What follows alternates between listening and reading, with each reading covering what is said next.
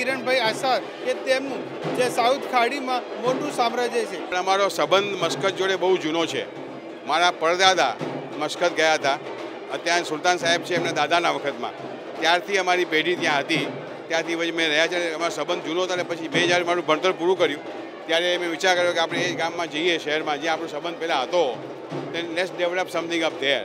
So this is how I moved into 1975 into Oman, Muscat.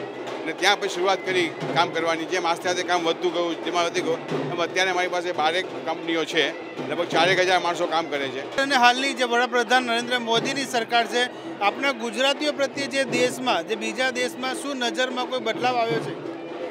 ઉપેક્ષાઓ તો ઘણી છે, અપેક્ષાઓ બી ઘણી છે.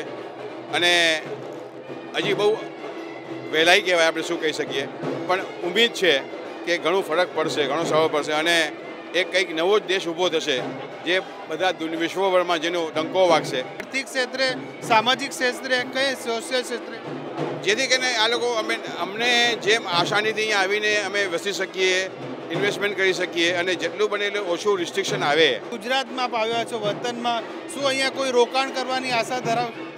આપણે ઓપોર્ચ્યુનિટી જોઈશું, કંઈ હશે તો ચોક્કસ જરૂર કરશું. વિચાર તો છે જ, પણ હવે અમે ત્યાં બી બહુ મૂંઝાયેલા છીએ. ઘણું કામ છે અને ત્યાં બી પ્રગતિ ઘણી થતી રહી છે.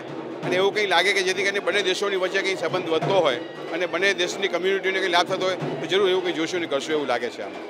હા હતા કિરણભાઈ આશર કે તેઓ કહી રહ્યા છે કે ગુજરાતમાં ઘર જેવું વાતાવરણ ઊભું થાય અને સરકાર તેમને મદદ કરે તેવી અપેક્ષા રાખી રહ્યા છે. કેમેરામેન મહેશ સાથે મનોજ અગ્રવાલ, સંદેશ ન્યૂઝ, અમદાવાદ.